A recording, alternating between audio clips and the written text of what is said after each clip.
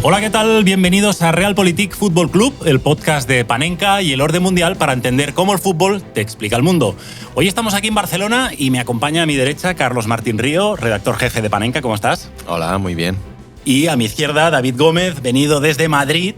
Ahora nos dirá si hace más o menos calor ahí que aquí, pero bienvenido de nuevo a la Antonina Arena, David. Muchas gracias, encantado de estar aquí otra vez. Después de cubrir el Mundial de forma virtual, volver a vernos las caras siempre es gratificante y yo creo que es un calor distinto.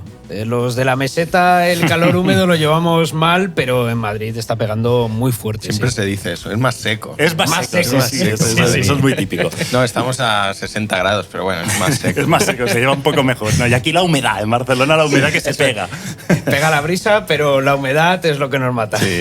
Bueno, pues nada, chicos, seguimos pasando página al Mundial 2026, que ya terminó, y hoy vamos a centrar este episodio en una de las selecciones que no participó, y mira que había cupos esta vez, sí.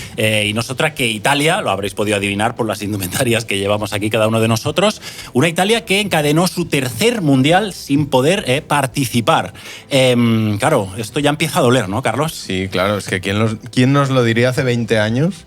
Cuando aquel penalti de Grosso frente a Francia le daba a la Churra su cuarta estrella, y la vemos, la cuarta estrella en el escudo. Sí. Desde entonces no hemos vuelto a ver a la selección italiana disputar una eliminatoria de Copa del Mundo. Claro. O sea, imagínate. Y lo que es peor, han pasado 12 años, tú lo has dicho, desde que los transalpinos participaron por última vez en el gran torneo de selecciones. Es verdad que hemos tenido ese rayo de luz, ¿no?, que fue la Eurocopa de 2020, jugada en 2021, en la que la selección italiana pues, consiguió su segunda Eurocopa, su segundo entorchado continental. Sin embargo, con el tiempo, pues aquel triunfo se ha quedado y se ha confirmado que era un simple espejismo. El problema del fútbol italiano va más allá del rendimiento del combinado nacional y, de hecho, en las últimas 2 décadas los equipos de la Serie A han perdido también terreno respecto al resto de ligas europeas. Hay un dato, de hecho, que es muy revelador. Es que durante la década de los 2000 era habitual ver a un equipo italiano ganar la Champions. No olvidemos, el Milan lo logró 2 veces y quedó subcampeón en otra, la final mítica que pierden contra el Liverpool en Estambul. La Juventus se enfrentó a los rossoneri en la final de 2003 y el Inter fue campeón en 2010, aquel Inter de Mourinho. Pero desde aquel triunfo de los nerazzurri en el Santiago Bernabéu contra el Bayern, pues Italia no ha vuelto a tener un campeón de Europa. De hecho, este año se ha igualado la mayor sequía del fútbol italiano en la Liga de Campeones. 16 temporadas consecutivas ya lleva el país sin levantar la orejona. Tremendo. Para una potencia futbolística como Italia, pues yo creo que es una cifra inadmisible seguramente. Sí. Claro, ¿qué ha llevado a Italia a caer a los infiernos de esta manera?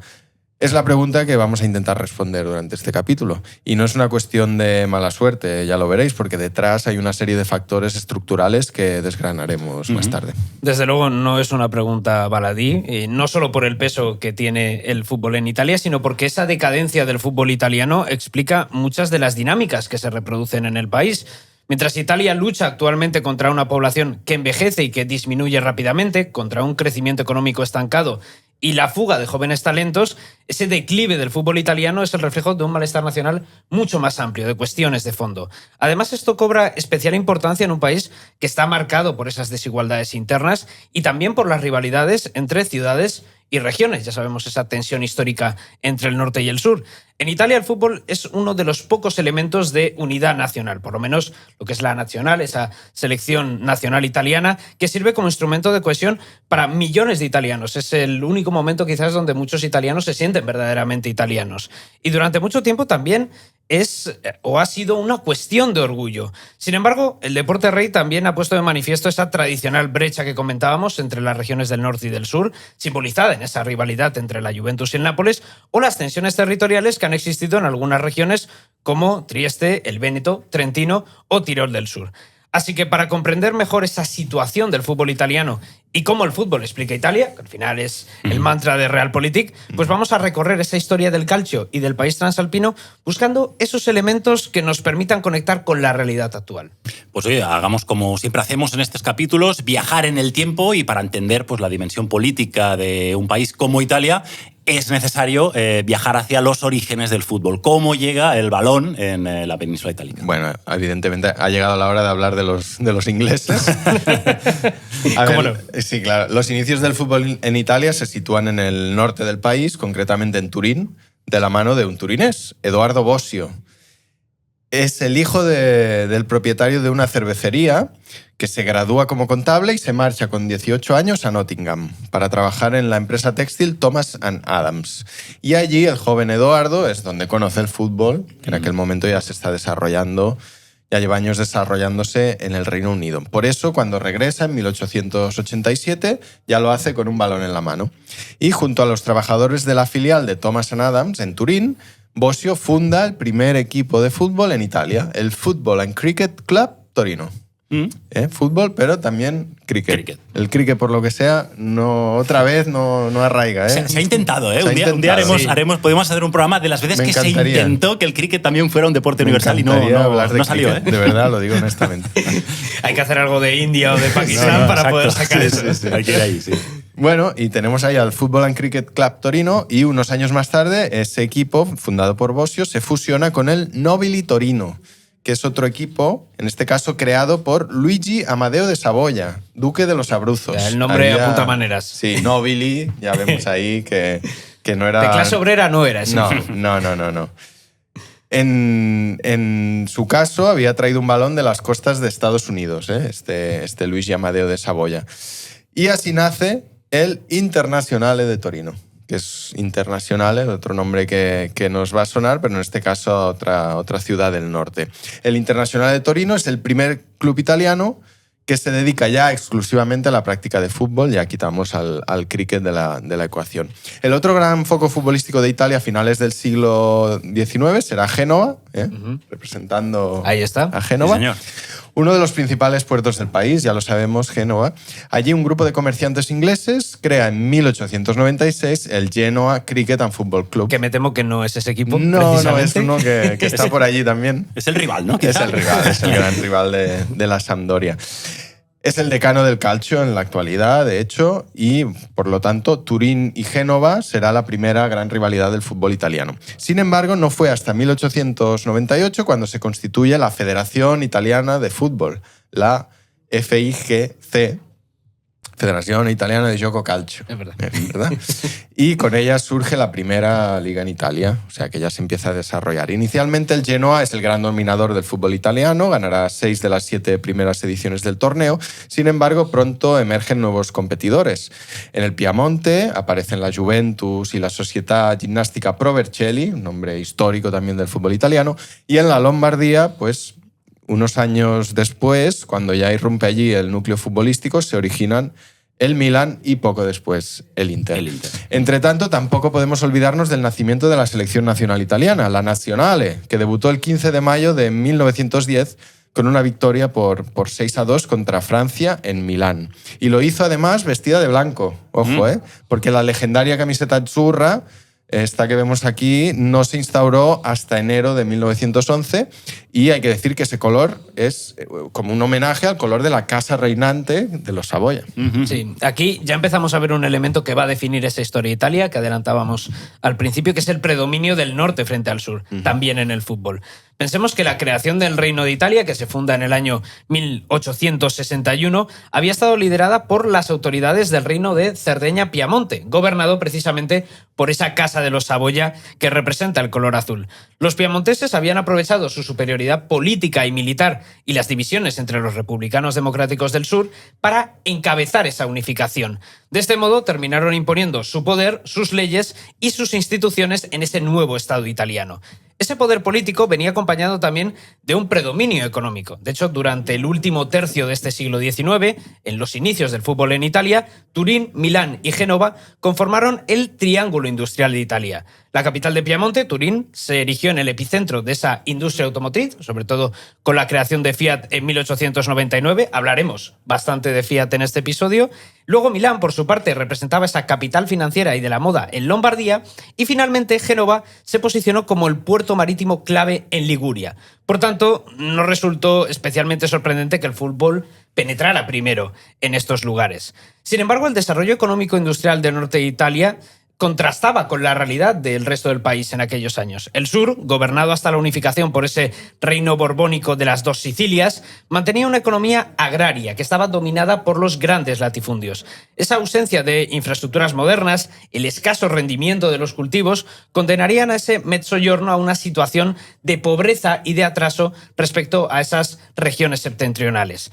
Además, el descontento social de aquellos años también estuvo alimentado por la fallida política colonial del gobierno italiano, que ya había empezado esas aventuras coloniales por África. De hecho, en 1896 las fuerzas italianas sucumbieron en Adua frente a los etíopes, siendo la primera vez que un ejército colonial europeo perdía contra un país africano. Imaginaos el trauma nacional que eso supuso y cómo afectó en ese contexto de crisis del Estado liberal italiano el hecho de que el fútbol empezara a arraigar en ese momento tan turbulento en el país. Y estas disparidades entre el norte y el sur, evidentemente, han sido una constante en el fútbol italiano. Sin embargo, es una tendencia que todavía se mantiene, ¿verdad, Carlos? Sí, pese a los últimos títulos del Nápoles, ¿no? Pero es verdad que si miramos, el historial de ganadores del campeonato italiano, desde que se crea en 1898, vemos que los clubes del norte, concretamente, como decíamos, de Piamonte, Lombardía y Liguria, han ganado 102 de las 124 ediciones del torneo. O sea, básicamente estamos hablando del 82% de los torneos, que es una diferencia enorme.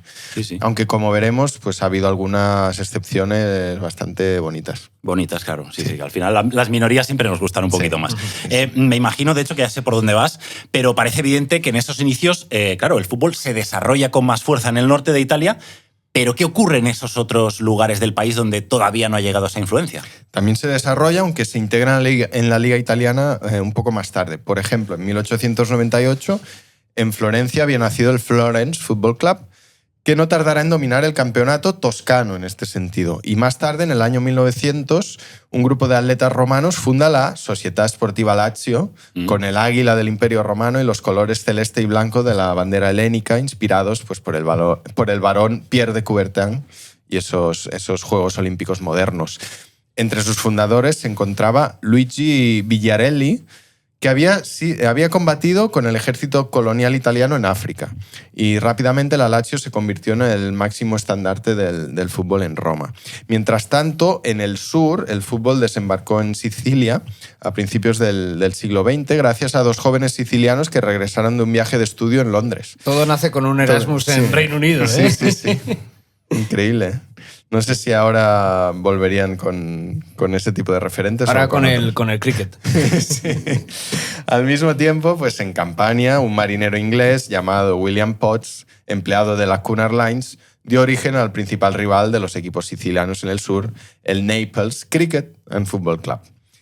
Esta expansión del fútbol en Italia se materializará en 1912, cuando la Liga Italiana queda integrada por hasta 30 equipos de todo el país, incluyendo a los toscanos, a los de la región del Lacio y a los de la mencionada Campania. El campeonato pasaría a dividirse en dos torneos, una Liga Norte y una Liga Centro-Sur, y los ganadores de cada una se miden en una final para decidir el campeón. Sin embargo, el progreso del fútbol italiano se detiene de repente cuando estalla en 1914 pues, la Primera Guerra Mundial. Exactamente, ahí tenemos la Gran Guerra, que tuvo secuelas fatídicas para Italia. Inicialmente, el país había declarado neutral en el conflicto. Aunque formaba parte de la Triple Alianza con Alemania y con Austria-Hungría desde 1882, los italianos habían ido acercándose a esas potencias de la Triple Entente, que eran Reino Unido, Francia y Rusia. De hecho, Italia había entablado relaciones con Francia para que París reconociera la influencia italiana en Tripolitania y en Cirenaica, lo que viene a ser Libia. Así, en 1915, Italia declaró la guerra a Austria-Hungría y entró en la Primera Guerra Mundial, precisamente en contra del bando en el que había estado originalmente, que era esa Triple Alianza. Lo hizo después de firmar el Tratado de Londres de 1915, que le prometía a Italia compensaciones territoriales de los austrohúngaros, como Trentino, Tirol del Sur, Trieste, Istria, buena parte de Dalmacia y algunas islas del mar Adriático. Además, se reconocerían los intereses italianos en Albania, con un protectorado sobre Valona, y posesiones coloniales en África si Francia y el Reino Unido lograban ampliar sus dominios a costa de Alemania. Vamos, que era un botín bastante generoso, en principio sí se cumplía. Menudas cláusulas, ese traspaso. Más cláusulas que en el traspaso de Haaland, ¿eh? No, ahí los flecos sí que eran bastante llamativos. Pensemos que el Estado italiano había ido delimitando sus fronteras de forma progresiva, incluso después de esa unificación y de esa declaración de independencia.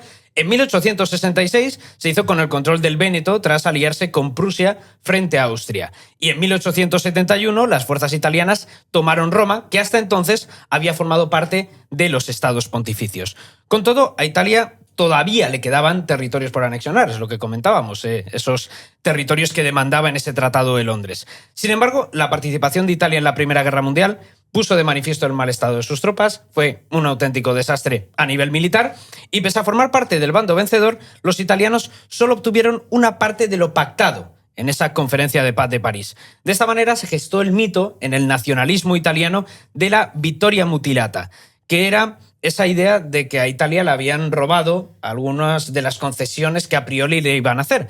Y esa idea motivó a un grupo de nacionalistas, encabezados por Gabriele D'Annunzio, a ocupar militarmente la ciudad de Fiume, lo que es la actual Rijeka, en 1919. Ese resentimiento de los nacionalistas se sumaba también al resquemor del incipiente movimiento obrero, porque con esa industrialización de finales del siglo XIX había crecido bastante y ese movimiento se había opuesto a la guerra. Esa fragilidad del Estado liberal y el éxito de la revolución bolchevique en Rusia alimentaban el temor de la alta burguesía y de los católicos a una revolución socialista en Italia. De hecho, en 1921 se había fundado en Livorno el Partido Comunista Italiano. Así que con todos estos ingredientes, pues tenemos el caldo de cultivo ideal para la irrupción de un nuevo movimiento político que es el fascismo. Y sobre el fascismo, hombre, se podría dedicar un episodio entero en Realpolitik, Carlos, pero para empezar creo que debemos analizar de qué manera influyó el régimen fascista de Benito Mussolini al fútbol italiano. Bueno, la irrupción del fascismo alteró los cimientos del fútbol italiano. En 1926 la Federación de Fútbol se reorganiza internamente y se sustituyó el Consejo Federal, que era electivo, por el Directorio Federal, que era designado. O sea, ya no tan democrático. Y además, claro, evidentemente centralizaba el poder. A los mandos acabaría Leandro Arpinati, vicesecretario general del Partido Nacional Fascista y amigo de Mussolini, que hasta 1929 fue podestá de Bolonia, que era el cargo civil más importante de la ciudad. No fue casualidad, por tanto, que el Bolonia se convirtiera en una de las potencias futbolísticas de Italia durante la época fascista. De hecho, conquistó 6 de sus 7 ligas en este periodo. Y ahí Arpinati fue determinante, aunque luego caería en desgracia y le acusarían de estar detrás de un intento de asesinato contra Mussolini en 1926. Después, ojo, de que inaugurara el Estadio Litorale de Bolonia el actual Renato Dallara subido a caballo. O sea, que es algo que me ha parecido muy curioso. De esta manera, el régimen fascista también modificó la estructura del campeonato doméstico. El sistema de 2 ligas, una en el norte y otra en el centro-sur, quedó reemplazado por un campeonato unificado a nivel nacional, con un modelo de ida y vuelta entre todos los equipos. Sí, ya y así la Liga Clásica, ¿no? La Liga Clásica, y así surge en 1929 la Serie A. Es decir, la Serie A es un invento de la Italia fascista. Sí, de una forma... Yo creo que hubiera sido inevitable de todos modos. Era la tendencia, que sí, ya porque era la tendencia en y muchos también países de vimos, Europa. Claro, pero es verdad que es ocurre en este invento periodo, sí. que surge en este periodo. Como parte de ese proyecto nacionalista y unitario, pues Mussolini impulsó también la construcción de nuevos estadios, siguiendo la estética también de la Roma imperial, ¿eh? Y además italianizó los nombres de los equipos y el vocabulario futbolístico anglosajón. Me suena esto, el calcio, ¿no? Es verdad que en España también hubo ese intento cuando empieza la dictadura franquista, pero yo creo que en Italia tuvo como más arraigo, ¿no? Un poco más de éxito. Es muy curioso porque vas allí a los estadios en Italia, te hablan del calcio de ángulo, calcio di rigore, sí, claro. tempo di recupero. Es muy curioso. Cuando no lo conoces, sí. te resulta bastante llamativo cómo italianizan todos los términos. Todos los conceptos. Claro, ¿no? claro. En cambio, luego cuando hablan, es verdad que el italiano tiene Utilizan muchísimo anglicismos. Términos ingleses, sí. Pero es verdad que el fútbol sí que se ha mantenido ahí en ese sentido. Bueno, y claro, también italianizó nombres de equipos, ¿eh? Eso también hay que decirlo. Y también creó clubes italianos en territorios, de esos territorios que comentaba David, territorios disputados que Italia había anexionado o que reclamaba, ¿no? Por ejemplo, en Trieste, pues fundó la Triestina, que simbolizaba la victoria de Italia en la Primera Guerra Mundial, y en Fiume, la Fiumana. Dos ejemplos de este tipo de clubes. Incluso el régimen promovió la fusión de clubes en las principales ciudades del centro y del sur para aumentar la competitividad. El caso más paradigmático, ojo, fue la Roma, que nació en 1927 tras la fusión de 3 equipos romanos. Aquí está representada por David. Sí, pero señor. claro, en Roma hay 2 equipos, 2 grandes equipos.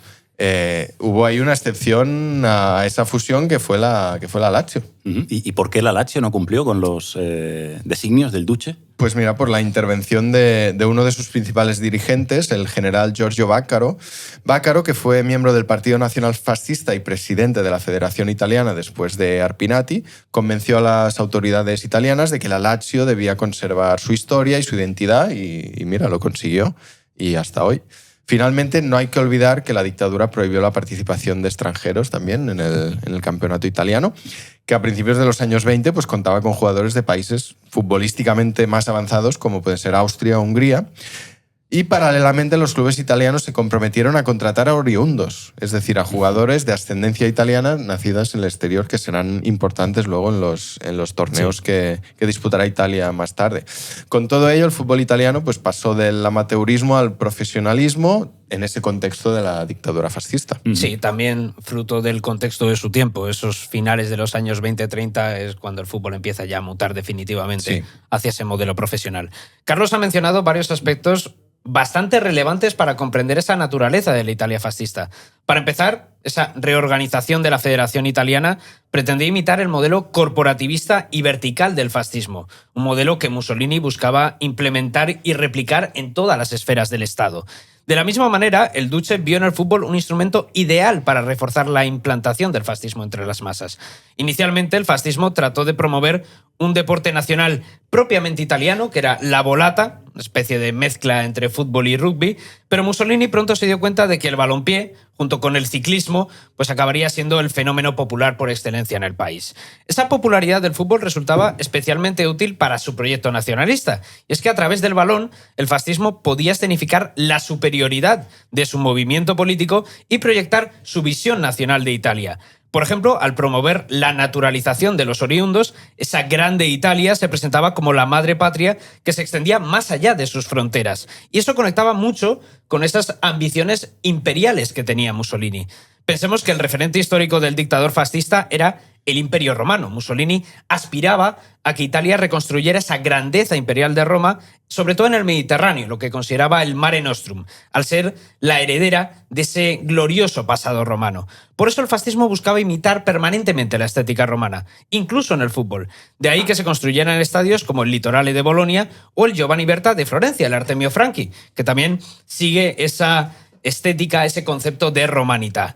Asimismo, la aparición de clubes como la Triestina o la Fiumana contribuía a encarnar esa identidad italiana, esa italianidad, y a italianizar estos territorios disputados. Y con ello el régimen fascista pues, buscaba forzar su integración en el Estado italiano.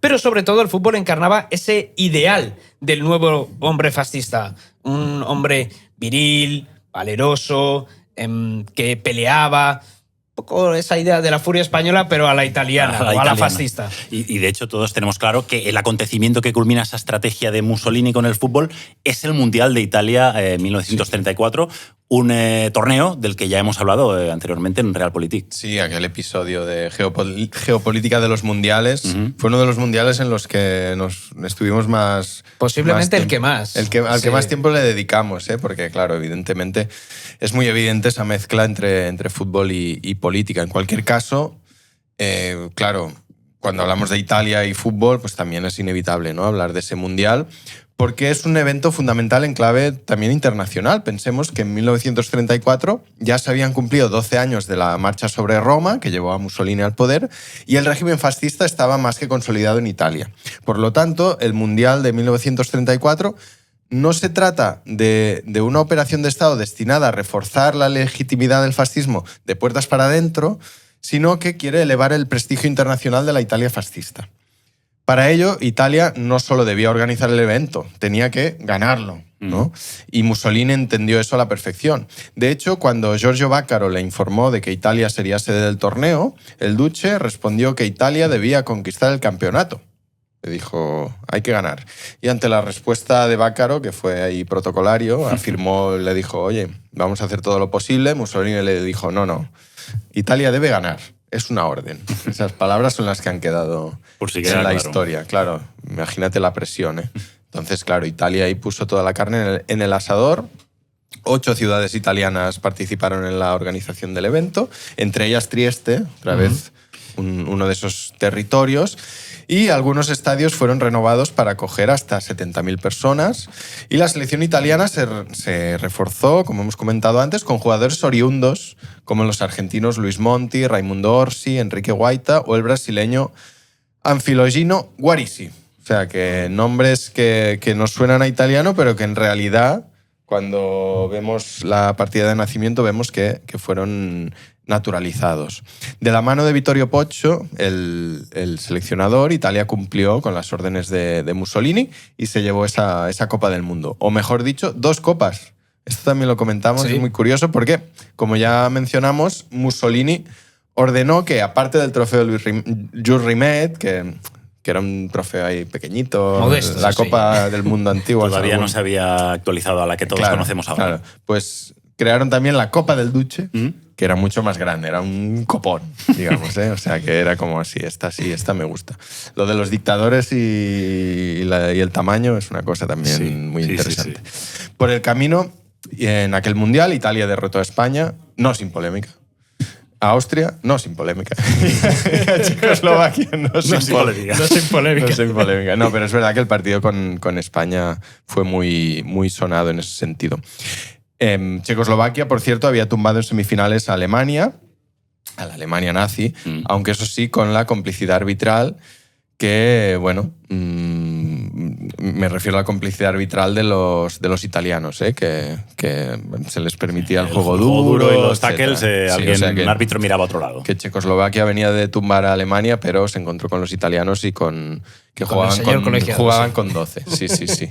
Sí. De hecho, el partido aquel con España acabó con 7 bajas, o sea que tela. Sí, y comentamos también que hubo polémica en el gol de los italianos que forzó el desempate. Sí, una falta al portero, etc. Ya no es que no hubiera VAR, es que no había... Bueno, había un poco ahí de descontrol, pero vaya. Me imagino que diría el árbitro, toca balón, ¿no? Alguna cosa así. Sí. Pero bueno, lo interesante de esto es ese contexto internacional en el que se enmarca el Mundial de 1934. Como decía Carlos, el régimen fascista ya había afianzado su posición interna. Incluso en 1929, Italia había normalizado sus relaciones con la Iglesia Católica al firmar esos pactos de Letrán que establecían la creación de la Ciudad del Vaticano. Para entonces, Mussolini estaba buscando ya proyectarse hacia el exterior. Era un momento donde la Sociedad de Naciones empezaba a mostrar síntomas de debilidad. Japón se había retirado como consecuencia de la crisis de Manchuria. Alemania lo haría también ese mismo año, en el 34. Y de hecho, un año más tarde, en el 35, se produjo la invasión de Etiopía. O sea que ya veíamos un contexto prebélico. Sin embargo, esta Copa del Mundo, la del 34, venía marcada por las tensiones de Italia con Alemania. Esto es muy llamativo. Adolf Hitler se había convertido en canciller alemán un año antes, en enero del 33, y su relación con Mussolini todavía no estaba desarrollada. De hecho, ambos líderes se reunieron por primera vez en Venecia 4 días después de finalizar el Mundial. Antes no se habían visto todavía. En aquel momento, al duce le preocupaba más que los nazis alemanes se anexionaran a Austria, cual es muy llamativo teniendo en cuenta lo que pasó después, porque Austria en ese momento ejercía como estado tapón entre Italia y Alemania. Precisamente un mes después de que acabara el torneo, los nazis austriacos protagonizaron ese putsch de Viena en el que asesinaron al canciller Engelbert Dollfuss, que era amigo y aliado de Mussolini.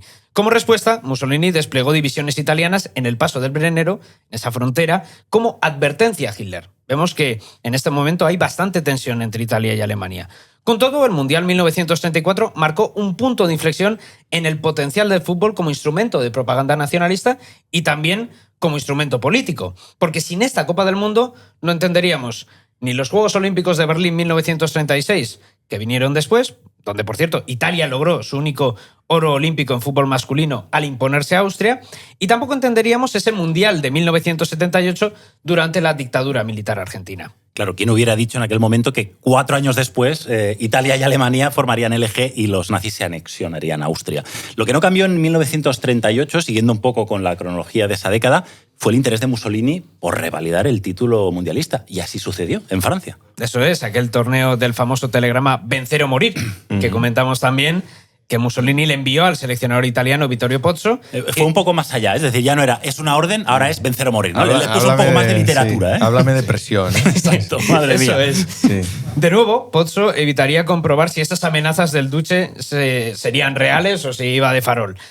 Por si acaso, ganó el Mundial, ganó la Copa. Conquistó esa segunda estrella para Italia, pero, como bien mencionabas, el momento político había cambiado por completo respecto a 1934. La relación con Alemania había dado un vuelco enorme, porque esa desconfianza inicial que veíamos anteriormente dio paso a una alianza férrea entre esas potencias fascistas. Además, las tornas habían invertido también entre ambos países. Mussolini ya no era el líder reconocido, el experimentado del eje, sino que era el hermano pequeño y subordinado a Hitler en el exterior.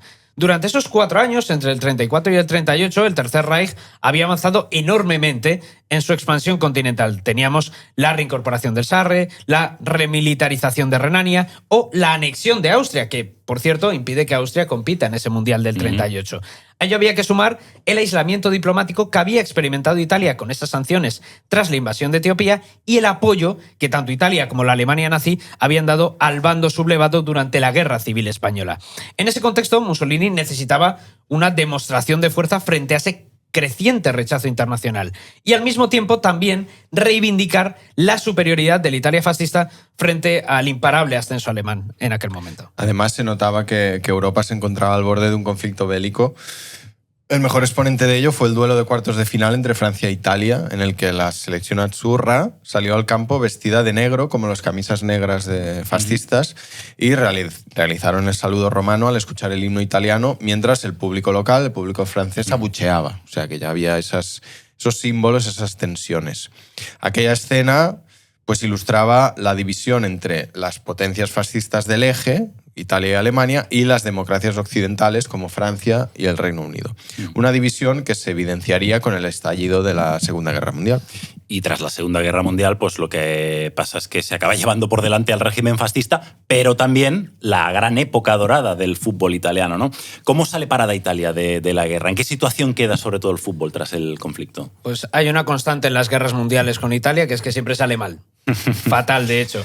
Dejó una Italia destruida, dividida, también con un mapa completamente redibujado, porque tras la caída de Mussolini en 1943 y el armisticio que firma el mariscal Pietro Badoglio, el país queda partido en dos durante casi 2 años. Tenemos esa República Social Italiana de Salò, la República de Salò, que es un estado títere fascista que está sostenido por los alemanes y que encabeza Mussolini, pero que no deja de ser eso, un muñeco de trapo de Hitler. Y luego está el Reino del Sur, bajo control monárquico y aliado. Entre tanto, el país vive una guerra civil con esa resistencia partisana combatiendo en el norte con los fascistas italianos y con los ocupantes alemanes. El estado que surge tras esa contienda será la Primera República Italiana, precisamente porque el 2 de junio de 1946 los italianos votaron en referéndum a favor de acabar con la monarquía, que había quedado muy desprestigiada por esa connivencia con el régimen fascista. Además, Italia perdió todas sus posesiones coloniales en Libia, Somalia, Eritrea, también en el Dodecaneso y la mayor parte de Istria, incluida Fiume. Además, tenemos ahí Trieste, que quedaría como territorio libre bajo administración internacional. La zona occidental, que incluía la ciudad de Trieste, no estaría definitivamente bajo soberanía italiana hasta 1975, cuando Italia firmó el Tratado de Osimo con la Yugoslavia de Tito. Sin embargo, en esos inicios de la Guerra Fría, Italia pasó de ser rápidamente uno de los perdedores de esa Segunda Guerra Mundial a un miembro crucial del bloque occidental, porque Estados Unidos vio en la democracia cristiana un instrumento para contener la potencial expansión del comunismo en Europa occidental, más aún en un país donde el Partido Comunista gozaba de gran popularidad debido al papel que habían ejercido los comunistas en la resistencia partisana. Es más, el Partido Comunista Italiano era el más grande de Europa occidental. Así, bajo el liderazgo de los democristianos, Italia se integraría en la OTAN y en la Comunidad Económica Europea en menos de una década. Y claro, el fútbol tampoco fue ajeno a las secuelas del conflicto. La Serie A se vio obligada a parar en el verano de 1943, coincidiendo con el desembarco aliado en Sicilia y la destitución de Mussolini. Y cuando el fútbol se reanudó, la temporada 1945-1946, pues se disputó con un formato especial de 2 grupos, otra vez, norte y centro-sur, debido, claro, a los destrozos causados por la guerra. Sin embargo, la potencia futbolística que emergió de las cenizas de ese conflicto fue el Torino, el cuadro turinés, que fue el gran dominador del fútbol italiano de la posguerra. Entre 1946 y 1949, aquel equipo conocido como Grande Torino ganó 4 Scudetti consecutivos y se transformó en el símbolo de la reconstrucción nacional. En tiempos de miseria y división, los goles de Valentino Mazzola, Loic, Ossola, Gavetto suponían un destello de ilusión y esperanza para los italianos. Incluso sus futbolistas mostraron su apoyo a la causa republicana en el referéndum del 46. Tal era su importancia que en 1947, cuando Italia derrotó por 3-2 a la todopoderosa Hungría, 10 de sus 11 jugadores pertenecían al Toro. O sea que... una barbaridad. Eso que tenían en aquella más de medio selección, equipo. Más de medio equipo. Por lo tanto, si hablamos del Grande Torino, hablamos de Italia, ¿no? Sin embargo, la tragedia no tardó en alcanzar al equipo granata, que, como muchos ya saben, pues el 4 de mayo de 1949, al regresar de un amistoso contra el Benfica en Lisboa, su avión se estrelló contra el muro de contención de la Basílica de Superga. Murieron 31 personas, incluyendo a los 18 jugadores del equipo que viajaban y al cuerpo técnico. Y claro, en un clima que era casi bélico entre la democracia cristiana y el Frente de Izquierdas, pues la tragedia del Grande Torino unió a todo un país y 500.000 de personas acudieron al funeral para despedir a sus jugadores. En cuanto a lo deportivo, pues la tragedia de Superga dejó una profunda herida en el fútbol italiano.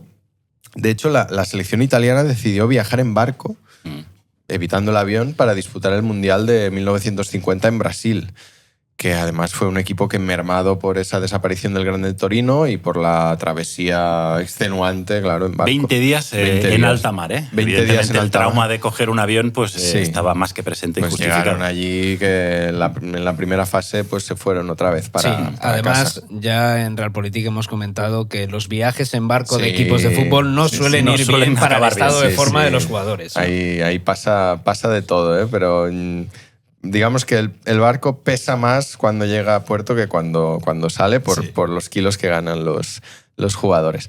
A partir de ahí, pues la Nazionale iniciará una década ominosa. Volverá a caer en la primera fase del Mundial 54 en Suiza y ni siquiera se clasifica para Suecia 58. O sea que ahí hay un trauma importante. Del Grande Torino hablamos en yo creo uno de los números que tengo mejor recuerdo de Panenka. Un gran número de Panenka en el que dedicamos un dossier de más de 40 páginas a abordar en todo tipo de detalles pues la importancia de ese equipo. Y es una historia que a mí me sigue poniendo bastante la piel de gallina. Sí, sobre todo porque a uno le da por pensar qué hubiera pasado si en esa Italia con, como tú decías, 10 de 11 jugadores pertenecían al Grande Torino, hubiera jugado ese Mundial del 50 sin haber existido esa tragedia. Es decir, podría haber hecho antes de Brasil el tricampeonato seguido mundialista, porque ya venía de defender 2 títulos, podría haberlo hecho cuando se Tenía reanudó muchas papeletas. el Mundial. Dicho esto, resulta también llamativo que Italia disputara esa Copa del Mundo, ¿no?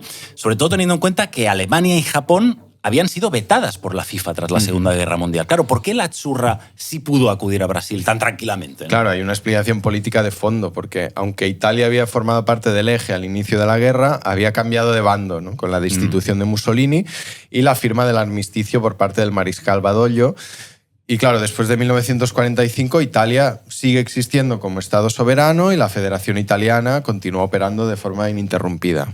Por el contrario, en Alemania, pues había una situación muy distinta. El Estado alemán había dejado de existir como entidad política independiente después de esa derrota en la Segunda Guerra Mundial y su territorio estaba dividido en zonas de ocupación de Estados Unidos, de Francia, del Reino Unido, de la Unión Soviética. Además, su federación había sido disuelta. También hubo un hecho que contribuyó a la participación de Italia en aquel Mundial, y es que el vicepresidente de la Federación Italiana, Ottorino Barassi, escondió el trofeo Jules Rimet en una caja de zapatos bajo su cama durante la guerra. O sea, que fue el guardián de la Copa Jules Rimet. Menos mal que tenía que esconder la Copa Jules Rimet y no la Copa del Duce. No, claro, era más difícil. Ahí está el problema. Por lo menos era fácil de esconder. Pese a que la Gestapo llegó a interrogarle por el paradero de la Copa, Barassi negó saber dónde estaba y sugirió que igual el Comité Olímpico la tenía en Milán. Mirad por Milán, que me suena que la tienen por allí. Una vez pasó el susto, digamos, pues volvió a entregarle el trofeo del Mundial a la federación, que lo delegó en su abogado Giovanni Mauro. Y este, a su vez, se lo dio a Aldo Zebenini, exfutbolista del Milan, que lo ocultó hasta que ya definitivamente se acabó la contienda. Por ahí la FIFA entendió, ¿no?, que ese buen gesto de haber mantenido con vida y no bajo manos pues la Copa, pues se merecía que pudiera participar en el Mundial del 50. En cualquier caso, David, lo que vino después del Grande Torino fueron los años del milagro económico italiano, ¿no? ¿Por qué se produce ese crecimiento tan destacado y de qué manera se plasma ese milagro económico en el fútbol? Pues por una serie de factores. Por un lado, la victoria de la democracia cristiana en esas elecciones de 1948 frente a ese frente de izquierdas, que fueron las elecciones más polarizadas de la historia de Italia, por lo menos después de la Segunda Guerra Mundial, pues certificó la integración de Italia en el bloque occidental. Eso le permitió beneficiarse del Plan Marshall promovido por Estados Unidos en Europa y del proceso de integración europea que culminó con la entrada en la Comunidad Económica Europea en 1957. Esa apertura comercial de Italia al viejo continente favoreció, por ejemplo, las exportaciones de los productos industriales italianos. Por otro lado, Italia aprovechó esa coyuntura favorable, también posterior a la Segunda Guerra Mundial, un crecimiento económico general, para acelerar la industrialización del país. La industria italiana, concentrada en el norte, aprovechó esa mano de obra barata procedente del sur y generó una migración masiva procedente de esas regiones del sur del país hacia Turín, Milán y Génova. Y en este contexto hubo una empresa que encarnó perfectamente este fenómeno, que es Fiat. La mencionábamos antes, con esa llegada del fútbol italiano. Pues en los años 50 y 60, los modelos Fiat 500 y 600 simbolizaban esa expansión de la clase media italiana y la irrupción de la sociedad de consumo en el país, acompañada también, por cierto, del auge de la televisión. Dicho de otra manera, Fiat representó como nadie ese milagro económico italiano. Y claro, ¿quiénes eran los propietarios de la Fiat? Pues la familia Agnelli, que es la misma familia que en 1923 se hace con los mandos de la Juve, de la Juventus de Turín. Y durante décadas los Agnelli han funcionado como un poder paralelo dentro del Estado italiano. De hecho, hasta hace unos meses también fueron dueños del diario La Stampa y son posiblemente la dinastía familiar más poderosa de Italia. Tal ha sido su influencia que a Gianni Agnelli, el dirigente de Fiat y de la Juventus tras la guerra, lo denominaban el rey sin corona de la República. En un país que cambiaba de gobierno cada pocos meses, el abogado, como lo apodaban, siempre estaba ahí, negociando con quien hiciera falta. Desde el que fuera secretario de Estado estadounidense Henry Kissinger hasta el canciller alemán Helmut Schmidt, cualquiera le cogía el teléfono, digamos. Y con este historial no parece extraño que a la Juventus se la haya percibido como la extensión de ese poder también en el campo. Pese a erigirse en el emblema de la Italia burguesa y capitalista, resulta curioso que los principales líderes del comunismo en Italia simpatizaran con la vecchia signora. O sea, lejos de animar, por ejemplo, a Livorno, ¿no?, el club donde se funda el Partido Comunista, ese club con esa aura tan comunista, pues no. El equipo más asociado, digamos, a estos líderes era la Juve, ¿eh? Tanto Palmiro Togliatti como Enrico Berlinguer, que son históricos dirigentes del PCI, eran seguidores bianconeri. De hecho, contaba Folco Portinari en una columna en l'Unità, que era el diario del Partido Comunista Italiano, que al ver a Togliatti sentado en la tribuna junto a los Agnelli animando a la Juve, se dio cuenta de que la lucha de clases había terminado, ¿no? Eso no podía ser una buena reacción, ¿no? Claro, de primeras, es verdad que el matrimonio entre Juve de los Agnelli y Partido Comunista no parece el más idílico, ¿no? Pero seguro que hay una explicación.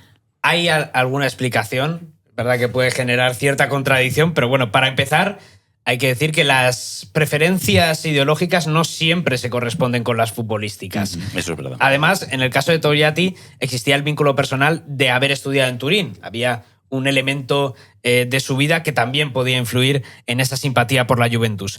Pero más allá de eso, la Juve se transformó en un punto de unión para los trabajadores del sur de Italia que migraron hacia el norte durante los años del boom económico.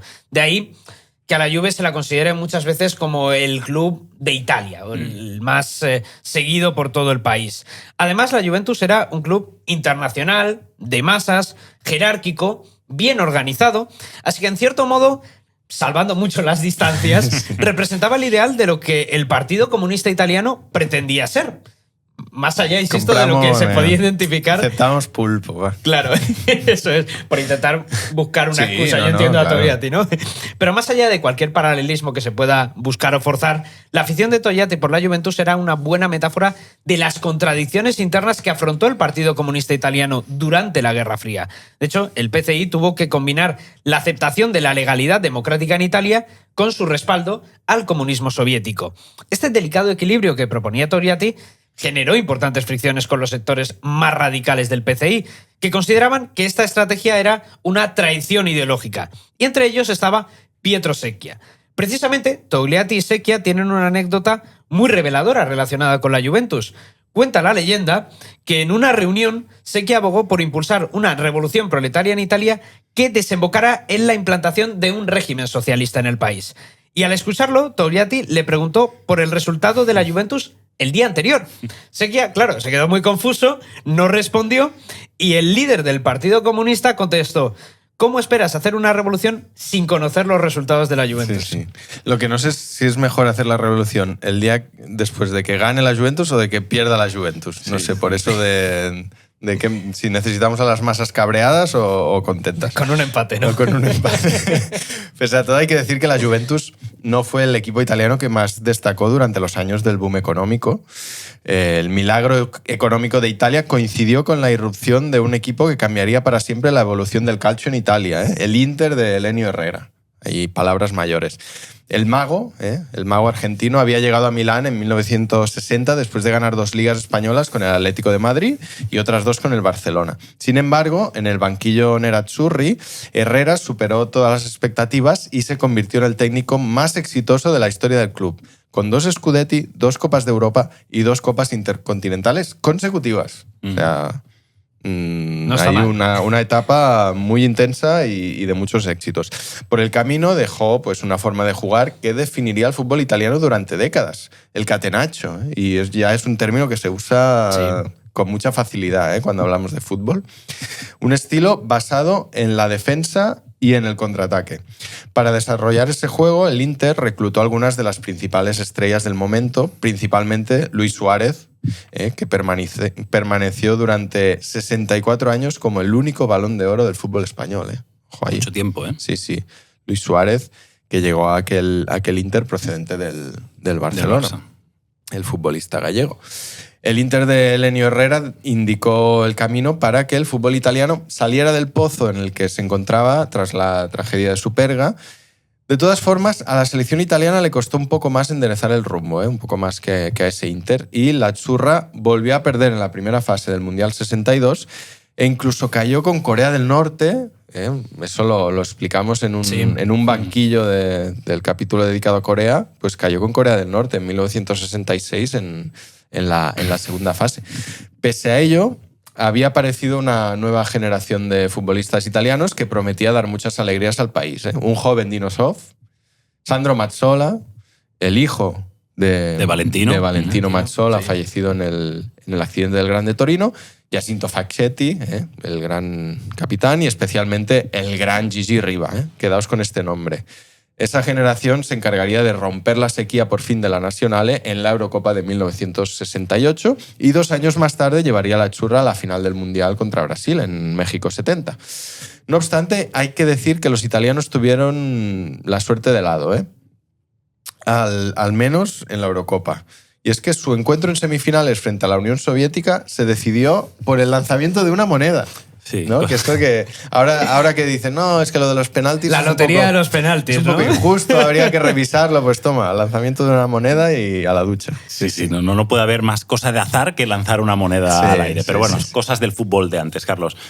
Habéis mencionado un nombre que me parece fundamental en toda esta historia, es el de Gigi Riva, ¿no? Porque en esa lucha entre norte y sur de Italia, mucho antes de que existiera Maradona, claro, Riva ya fue el primero que plantó cara a los gigantes norteños. Explícame esta historia, Carlos. Además, lo curioso es que Gigi Riva había nacido en el norte. En el norte. Claro.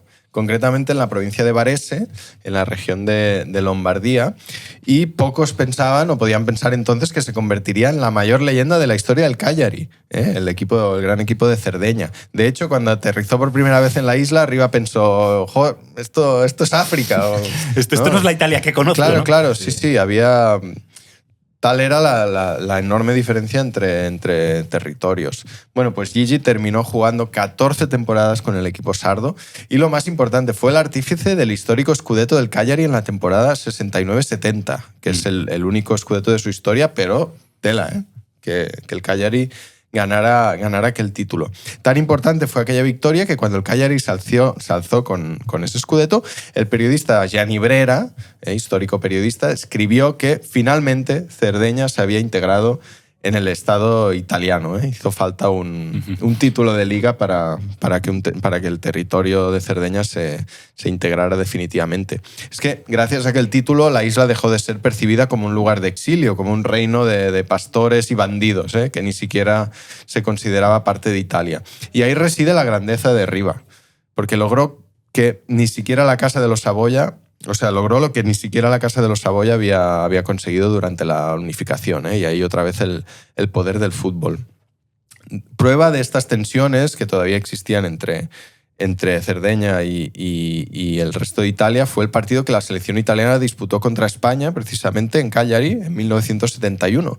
La Azzurra fue recibida con abucheos porque el seleccionador italiano, Ferruccio Valcareggi, no alineó a ninguno de los 4 convocados del Cagliari. O sea, los dejó ahí en el banquillo y la situación llegó a tal punto que el árbitro le preguntó al capitán italiano, a Facchetti, qué pasaba, oye, ¿por qué os silban tanto? ¿Qué estáis haciendo? Al final ganó España y se lanzó fruta desde las gradas. Bueno. Al seleccionador, de hecho, le dieron un naranjazo. Dejó ahí. No sé si era la típica naranja de Cerdeña, ¿no? Claro. O sea, hay que vigilar con según qué frutas, porque son armas arrojadizas. Bueno, Italia tardó casi 2 décadas, en volver a jugar. En volver a jugar en Cerdeña, porque claro, dicen... A mí lo que me sorprende es que volvieran después de ese recibimiento. No sé si era temporada de naranjas o esperaron a que pasara. Bueno, esto que dice Carlos no es ninguna exageración. Cerdeña era una de las regiones más pobres y marginadas de Italia. Para que os hagáis una idea, y esto lo cuenta Tony Padilla en su libro Único Grande Amore, un libro maravilloso, en 1960 aún se detectaban casos de malaria en Cerdeña y el 30% de la población era analfabeta. Incluso en el interior se seguía aplicando el Códice Barbaricino, que era un código de honor que fomentaba la venganza y que durante siglos estructuró la vida del lugar. Esa idea del honor de siglos atrás que todavía estaba presente en el siglo XX en la isla. El caso de Cerdeña ilustra perfectamente lo que en Italia se denomina la cuestión meridional. Como ya hemos dicho, Italia es un país que ha funcionado históricamente a 2 velocidades. Tienes el dinamismo industrial del norte que se contrapone a ese atraso económico del sur, que siempre ha registrado pues, mayores índices de pobreza, de desempleo, de analfabetismo. Y a ello también ha contribuido que a lo largo de la historia los gobiernos italianos han priorizado los intereses económicos de esa alta burguesía norteña y de los terratenientes del sur. Así que esas relaciones oligárquicas exacerbaron el resentimiento de la población meridional y también dificultaron tanto la identificación como la integración de esa gente en el Estado italiano. Por eso es habitual que estas regiones, como puede ser Cerdeña o también Sicilia, pues hayan desarrollado identidades regionales propias, un poco para diferenciarse de esa Italia que perciben como impuesta de arriba a abajo. O también es habitual ver en los campos del Palermo, del Cagliari, la trinacria siciliana o la bandera sarda con esos 4 moros. Algo similar también ocurre en Nápoles. Allí los aficionados napolitanos suelen gritar aquello de nosotros somos partenopeos, que es ese gentilicio de Parténope, el antiguo nombre de Nápoles. Y en algunos casos, en vez de reivindicar la bandera tricolor y el himno de Mameli, ese himno nacional de Italia, pues hacen lo propio con la enseña borbónica y con el himno al rey, el de Giovanni Paisiello, que es el himno del reino de las 2 Sicilias. Curiosamente, también se ha producido el fenómeno contrario, que es que parte de la población del norte percibe al sur como un territorio atrasado, parásito, que no es Italia. De esta lógica surgió, por ejemplo, en los años 90 ese nacionalismo padano de la Liga Norte que acusaba al gobierno central de Roma de robar recursos al norte productivo para dárselos a esos parásitos sureños. Y también como esa marginación, digamos, también ha contribuido positivamente a que se hayan mantenido, por ejemplo, la lengua sarda en Cerdeña, o incluso el catalán en ese reducto que es el Alguero, que si viajas allí realmente te das cuenta que aún hay gente que lo conoce, y es algo bastante curioso. Claro, con todos estos precedentes que apuntaba David, cuesta no imaginar la importancia, la dimensión bestial que adquirió Diego Armando Maradona tanto en Nápoles como en el sur de Italia. Claro, cuando Maradona llega en 1984, pues Nápoles es una ciudad primero golpeada por un terremoto que hay en 1980, pero también pues por el control territorial de la Camorra y por el desempleo. Además, el Nápoles nunca había ganado el Scudetto hasta la llegada de Maradona. Sin embargo, el astro argentino pues consigue revertir eso y en sus 7 temporadas con el Nápoles, los napolitanos ganan 2 ligas, en 1987 y en 1990. Y con esos triunfos, el crack argentino le devuelve la dignidad a un pueblo históricamente marginado y vilipendiado pues, dentro de Italia. Por eso, cuando Argentina juega las semifinales del Mundial 90 frente a Italia en Nápoles, pues Maradona ahí intenta apelar al abandono del sur e intenta que los tifosi napolitanos pues, apoyen al albiceleste frente al equipo local.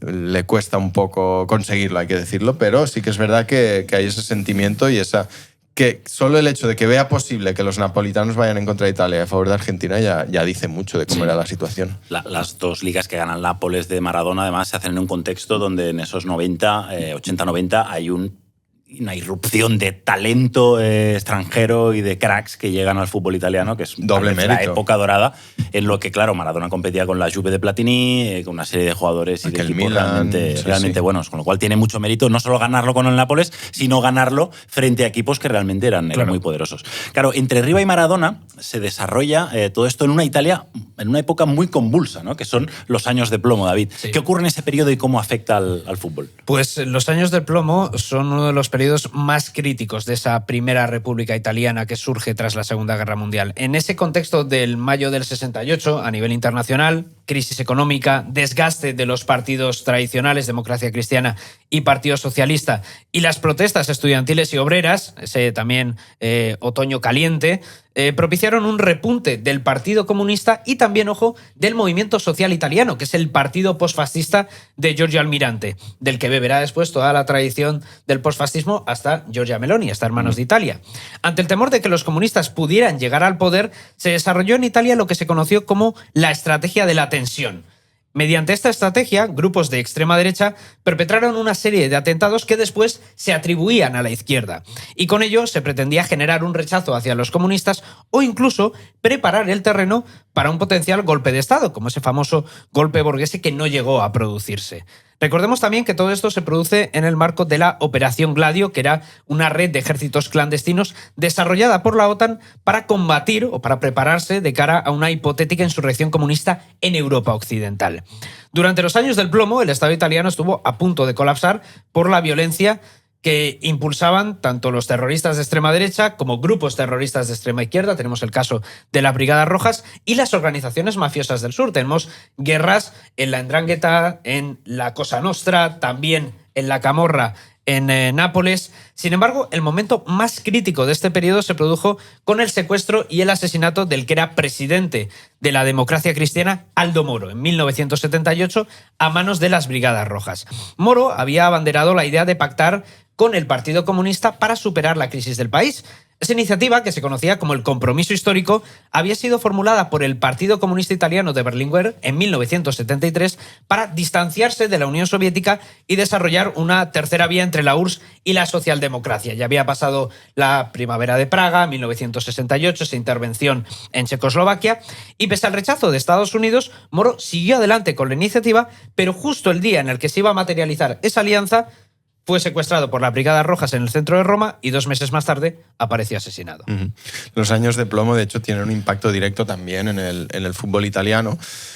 En un clima de violencia política, pues los grupos ultras emergen y se radicalizan además ideológicamente. Los estadios se convierten en espacios donde las expresiones violentas se pueden realizar con una cierta impunidad. Por ejemplo, es durante estos años cuando se crea esa vinculación entre la Lazio y el neofascismo.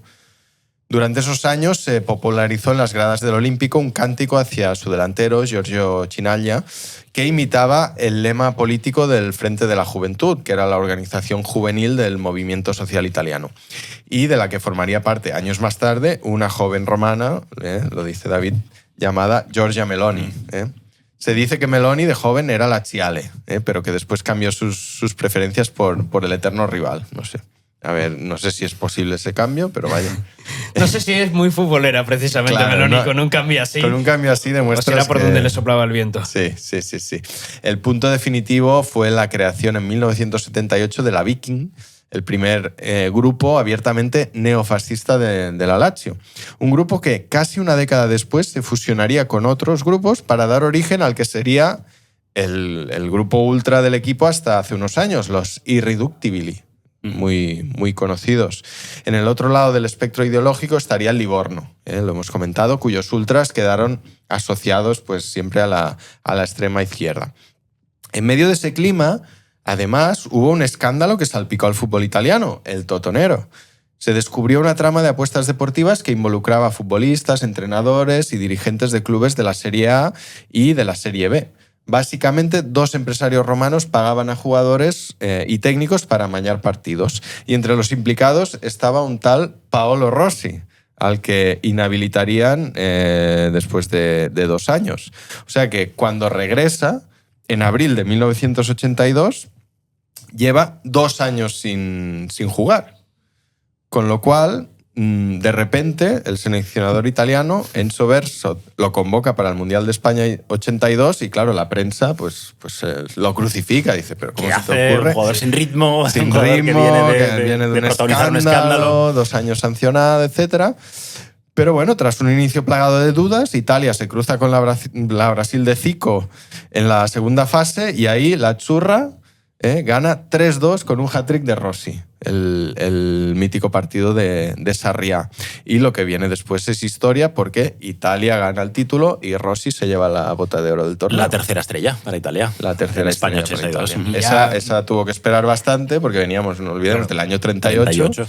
Pero fue muy inesperada. Sí. Y ya Bearzot era Dios allí en Italia, lo había hecho muy bien, ¿no? Hombre, claro. Precisamente en la final de ese Mundial hay una imagen muy simbólica en la historia italiana, que es el presidente de la República, Sandro Pertini, levantando los brazos y lleno de felicidad a sus 86 años. Se conservaba bastante bien por entonces, rompiendo ese protocolo. Para los italianos, ver aquel antiguo partisano condenado a muerte por Mussolini festejar en el palco del Bernabéu el triunfo de Italia representó el final de un periodo tan dañino y tan costoso para el Estado italiano, una especie de esperanza después de esos años del plomo. Sin embargo, esa victoria no significó ni mucho menos que acabaran los problemas para Italia, lo iremos viendo más adelante. Pero claro, habéis mencionado un nombre, que es Zico, el líder de aquella mítica selección brasileña del 82, y precisamente Zico acabaría recalando un año más tarde en el fútbol italiano, aunque casi a costa de una crisis política en el país. Sí. Bueno, es que la historia no tiene desperdicio.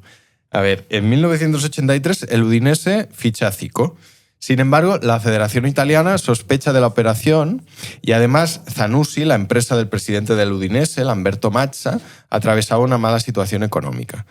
De hecho, miles de sus trabajadores estaban a punto de quedarse en la calle.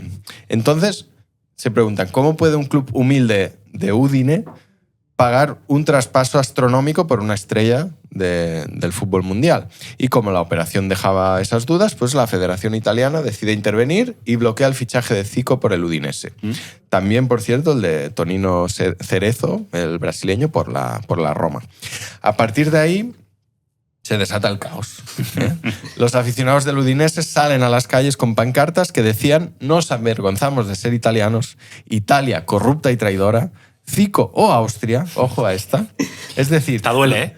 Zico o Austria, es decir, los hinchas del club estaban amenazando a Italia con que el Friuli, que es la región donde está Udine, se separara del Estado italiano y se uniera a Austria, por Zico. O sea, y yo me imagino a Austria en ese momento diciendo: a ver, un momento, vamos a hablar. Hay que consultarlo. Sí. La situación alcanzó tal punto que el propio presidente Pertini tuvo que intervenir, diciendo que le gustaría ver a Zico y a Tonino Cerezo jugando en Italia. Y al día siguiente, pues el Comité Olímpico Italiano declaró nula la decisión de la federación y Zico pudo jugar en el Udinese. Decisión salomónica y saludable, creo yo, para todos los actores, porque si no esto amenazaba, vete tú a saber cómo podría haber acabado aquello. Sí. Bueno, es una gran historia esta. Habéis hablado de un mundial, claro, muy simbólico para Italia e inesperado, como es el del 82, pero 8 años más tarde el país transalpino vuelve a organizar una Copa del Mundo. No la gana, gana, de hecho se queda en semifinales frente a la Argentina de Maradona, pero lo cierto es que este Mundial, David, termina significando muchísimo para el país. Sí, a priori ya era muy importante porque por primera vez desde 1934 Italia organizaba una Copa del Mundo, pero en esta ocasión ya no era ese estado fascista, sino un país democrático, un país que formaba parte de la OTAN, atlantista, europeísta, que buscaba transmitir una imagen de país moderno y avanzado dentro de Europa, un contexto totalmente diferente al de 1934.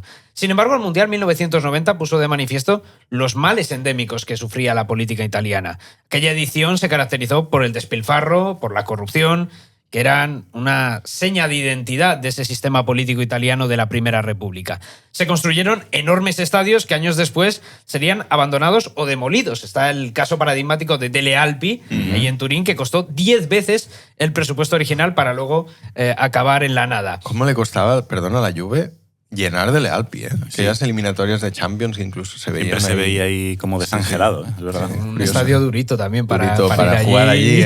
Sí. Luego hubo otras obras públicas, como estaciones de tren, puentes, terminales de aeropuerto o aparcamientos que quedaron inacabadas, que se hicieron con retraso o que cerraron poco después. Por no hablar de los accidentes laborales en los que perdieron la vida varios trabajadores y que no se rindió ningún tipo de cuenta por ello. La organización del Mundial de Italia fue el síntoma de lo que vendría después, de lo que ya existía, pero que después se sabría, porque 2 años más tarde estalló en Milán el caso Mani Pulite, Manos Limpias, que reveló un sistema de corrupción generalizado que implicó a los principales partidos de la Primera República. Este escándalo, que se conoce como Tangentopoli, la ciudad de los sobornos, fue decisivo porque provocó la desintegración de los 2 grandes partidos de Italia, esa Democracia Cristiana y el Partido Socialista, e implicó a sus principales líderes. Y además, con la desintegración de la Unión Soviética, tanto la Democracia Cristiana como el Partido Comunista Italiano habían perdido su razón de ser.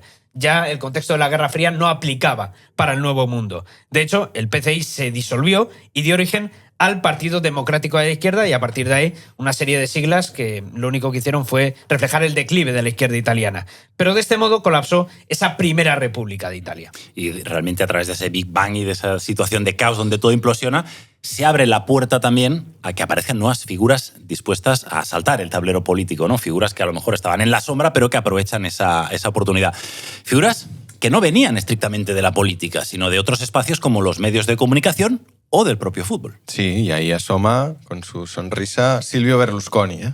Hemos llegado a Berlusconi.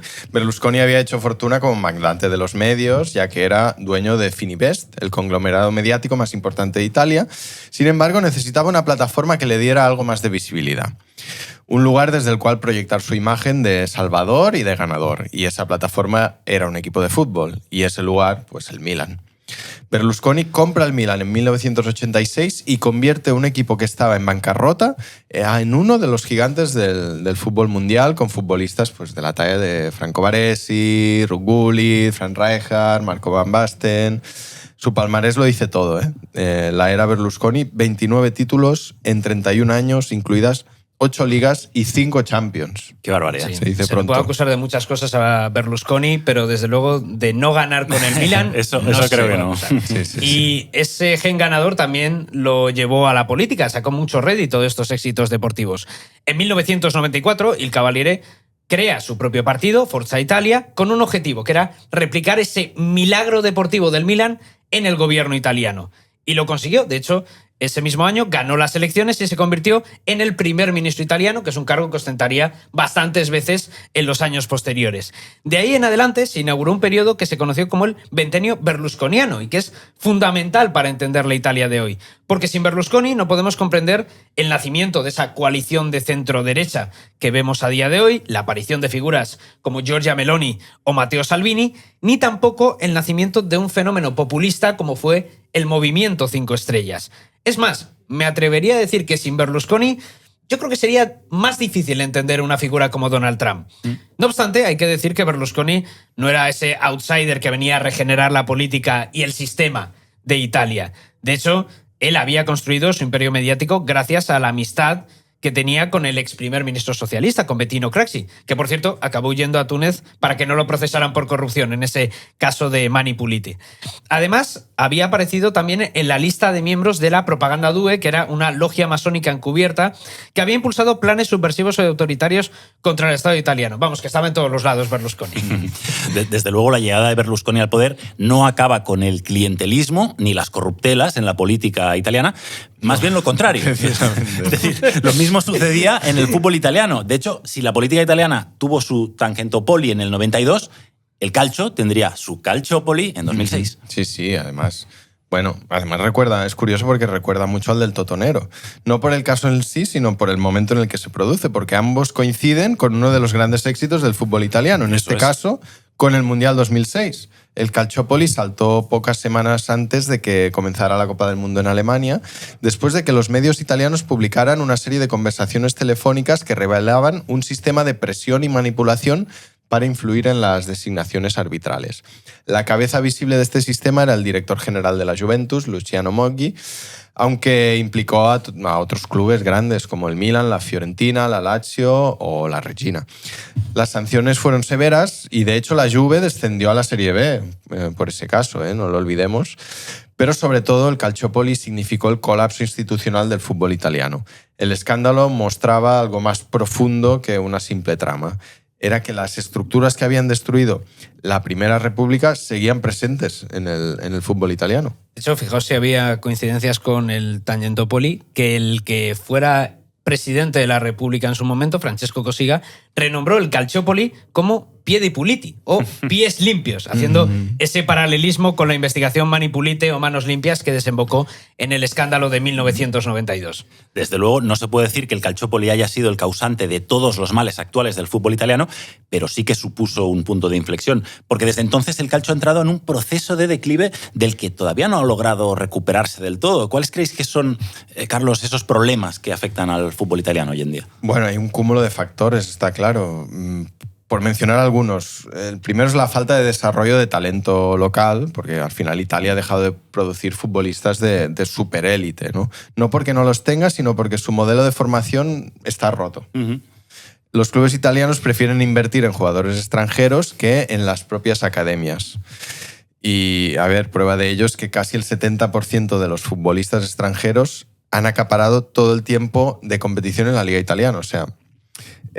por lo tanto, nos encontramos con una liga cada vez más envejecida y con menos futbolistas locales. A ello se suma la falta de inversión en infraestructuras. Italia es el único país grande de Europa donde los estadios son mayoritariamente propiedad de los ayuntamientos y no de los clubes. Y esto significa que los equipos no pueden reformarlos, modernizarlos o convertirlos en la fuente de ingresos, como sí que está pasando en otros países. Ahí la excepción seguramente es la Juve, que se anticipó un poco a todo cuando construyeron el Juventus Stadium, que les permitió dar el salto desde la Serie B a no solo afianzarse de nuevo en la Serie A, sino a arrasar durante muchos años.